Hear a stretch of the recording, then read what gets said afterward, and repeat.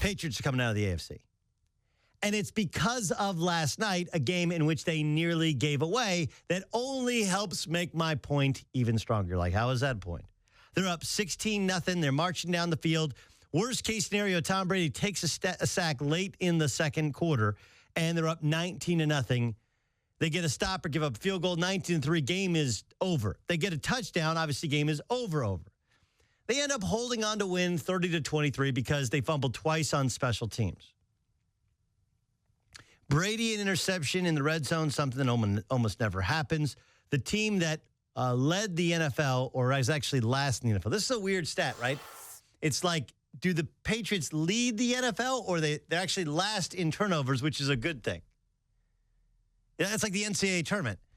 It's like the lower seed. Well, is the lower seed the lower number, or the lower seed in terms of the quality of the team, right?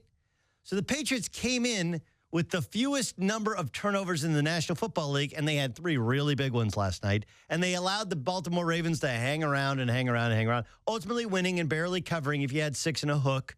That was the line that we discussed before the game. The Patriots win, the Patriots cover. Some people were 7 and a hook. I can't do anything to help you for that one. But here's the thing. The Patriots have, although that margin for error is decreased without Julian Edelman currently, and without Danny Amendola currently, and without Rob Gronkowski,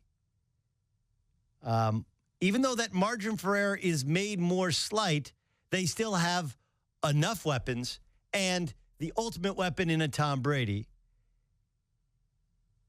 in that they can dig themselves out of that hole that others cannot. Just cannot.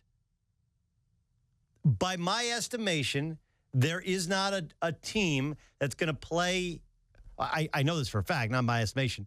I don't believe there's a team that can turn the ball over 3 times. I mean, just hand the Ravens 2 touchdowns, give away a touchdown on a terrible decision by Tom Brady, go against Justin Tucker, who is, he and Dan Bailey, I don't like the idea of a kickoff, but a kickoff I would see between those 2 guys because they are just so good at their job. I don't know if there's another team in the league, let alone the AFC, who you can count on to win a game in that fashion, where they have it in the bag, they try and give it away, and yet they end up closing it out because Brady, Belichick, defense is better than you think, offense is just good enough. They can run a little bit, they can throw a little bit, they got good enough wide receivers. They find a way to take advantage of your mistake here, mistake there. And then, look, and this is a lot like, frankly, this is like the elections. They're all flawed candidates. Right? Kansas City Chiefs lost their best linebacker. The Raiders are the Raiders. The Patriots, no Gronk. The Chiefs also have Alex Smith. Did I mention that? The Texans have Brock Osweiler as their starting quarterback. The Steelers' defense, right? Got Le'Veon Bell, got Antonio Brown. Defense, come on. So, is there some confirmation bias there? Sure, of course. Right? Like you walk in thinking Tom Brady's the best or one of the best that has ever done it, and that bias gets confirmed.